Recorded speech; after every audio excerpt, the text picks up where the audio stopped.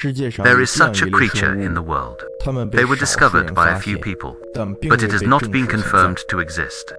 We refer to this group of creatures as unidentified mysterious animal, unidentified organism, UMA for short. Hello, and welcome to the UMA video series. Extraterrestrial life is a complex topic. All the time, people's exploration of extraterrestrial civilization has never stopped. Just the other day, the United States, from a crashed UFO, news of the discovery of alien also once on the hot search. Modern scientific research in the vast universe, the Earth is not unique. There are many other planets with similar environments to Earth.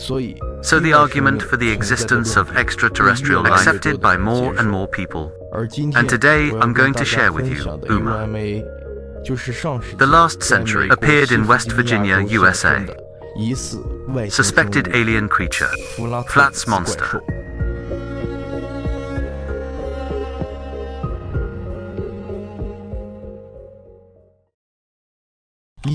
September 12, 1952, at around 7:15 p.m.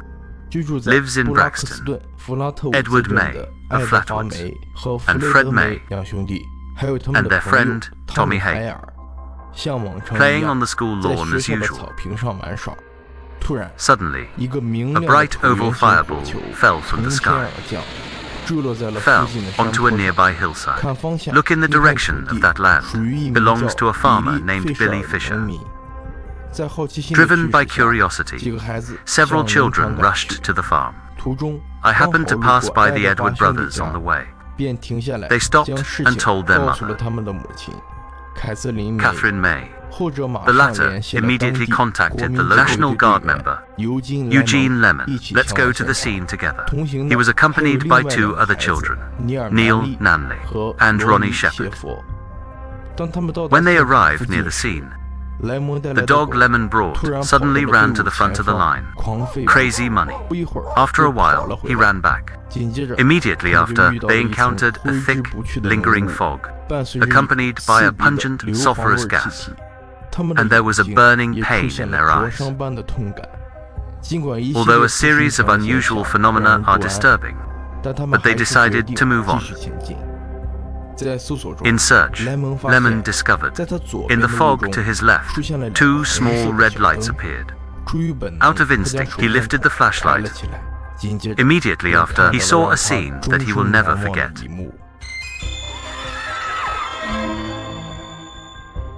It was a creature about quartz feet tall.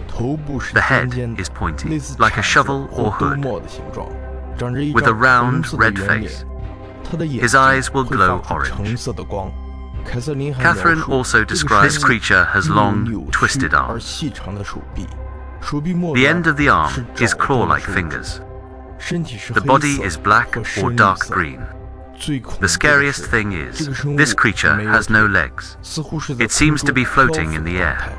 The glare of the flashlight startled the creature. He started making angry noises, and were moving towards the people. When several people saw this, they were so frightened the creature that they ran close to them. He put an oily substance sprayed on Kai Forrest's clothes.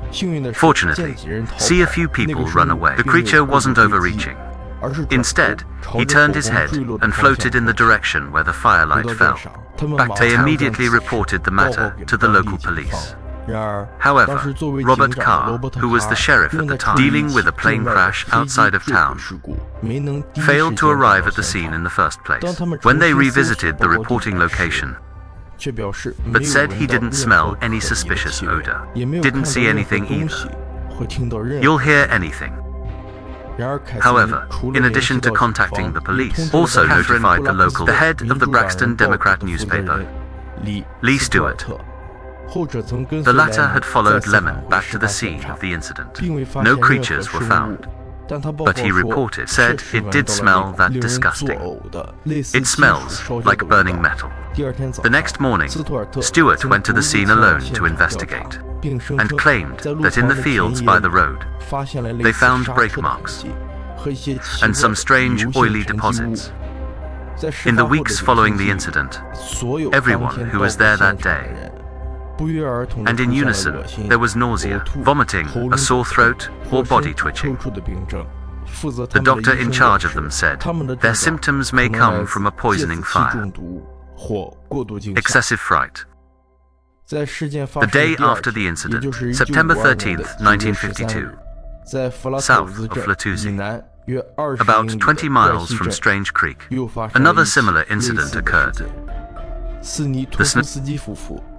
their 1.5-year-old child driving through the rural areas of Braxton, the car broke down on the road, unable to start. Just as husband George was about to get out of the car to fix it, they smelled a pungent smell of sulfur. And the baby starts to cry out loud. Suddenly, a strange light broke the darkness. Then they saw a quartz-foot tall creature comes to the front of the car. The extreme hardship paralyzed them. I saw the creature using him like reptile claws under the hood of the car. Then it goes into the water and disappears. What happened was very similar to what happened the night before. The only difference is in their descriptions. The head of this creature, it's not in the shape of a shovel or a hood, more like some kind of reptile. And this couple did not report the incident immediately after it occurred. But 3 years later, in 1955, only then did they choose to share their experience. Provided to Mel magazine. In fact, in some other reports and interviews, there are several more events related to this creature, but the descriptions are similar. Not much. So here I don't chase too much. So that's all there is to the flatty dancing monster. The whole process of being discovered before passing the above time. I want to leave you with these two questions. What do you think in front of the screen? Does this creature really exist? Then, if the answer is no, so what did they actually see?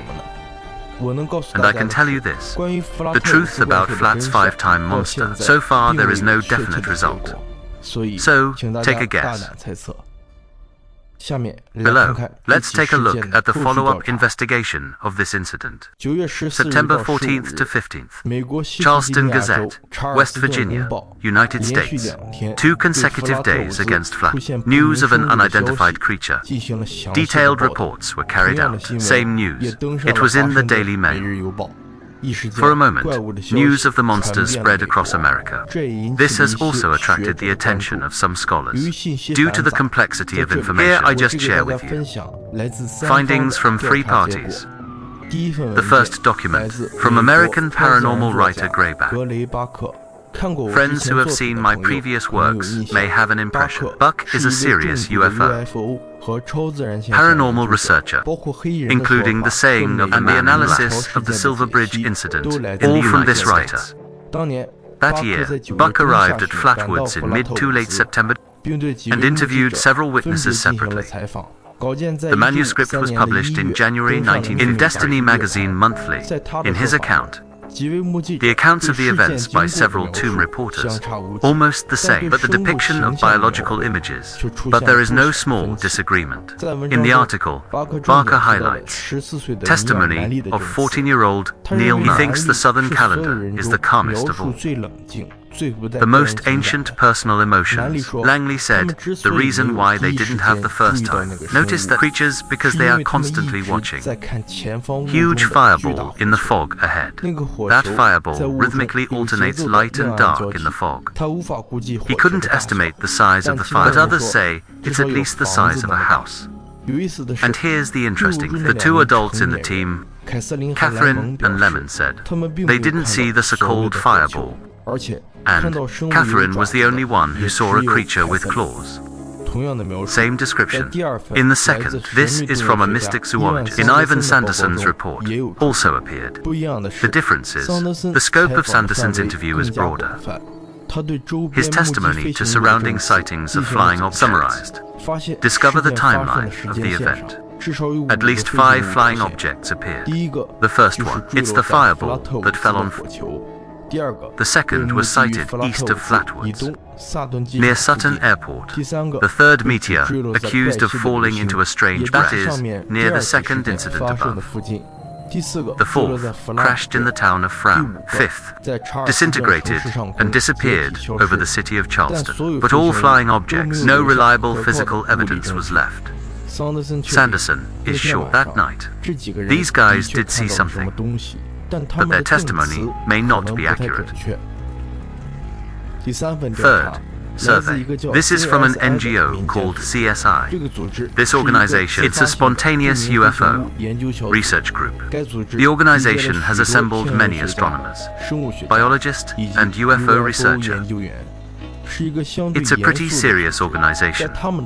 During their visit, mentioned that there were a lot of people in town at that time. They all saw this fireball falling from the sky. And Lemon's mother also said he once felt the house shake violently.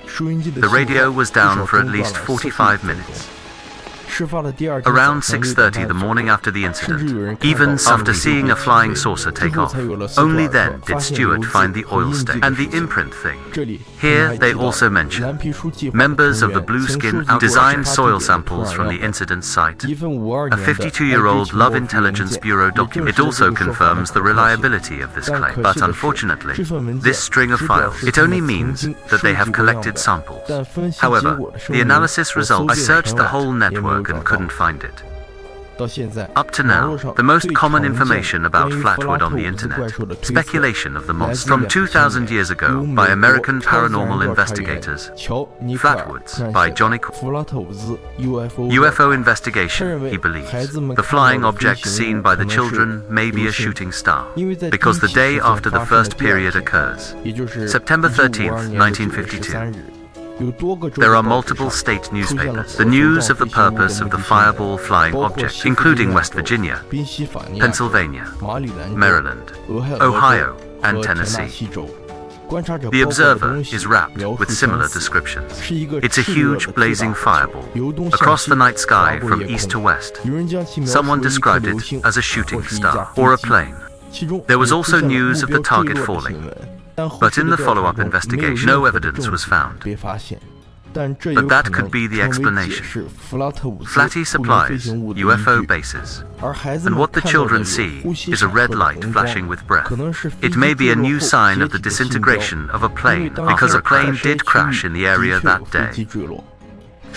As for this so-called creature they saw, Nickel thinks, according to the shape and sound of the creature in the eyewitness report, it may be recognized as a nocturnal form of abandonment, barn, owl. This is a worldwide distribution, the widest owl population. Remove some extreme environmental area, they're found all over the world. Body length is 13 to 15 inches, between 31 and 37 inches in one stretch. The hair on the back of the head is brown. The abdomen is white or light brown. Their heads are heart-shaped, and it makes a weird cry.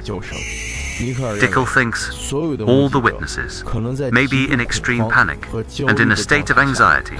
I saw this creature, so that leads to their impression of the biological appearance. Distortion, because the shape of an owl's head is similar to a hood. Glowing red eye, it may have been exposed to aircraft beacon lights, reflection, effect, and the appearance of owl claws can also be explained. The twisted arm that Catherine saw. The scene where the owl is maneuvering on the branches. Maybe they misunderstood the height of the creature. The oil stains and imprints left at the scene. According to biologist Ryan Hobbs, in his follow-up investigation, there was a local boy, Musk Lockett, admit he was there in a Chevy truck, and these things may have been left by the truck. All of the above explanations seem very reasonable, but I personally think there are many contrasting places. First of all, if the red light is caused by an aircraft beacon, then the remains of this beacon, it should be found on the farm. But according to the police investigation record, no signs of heavy objects falling were found.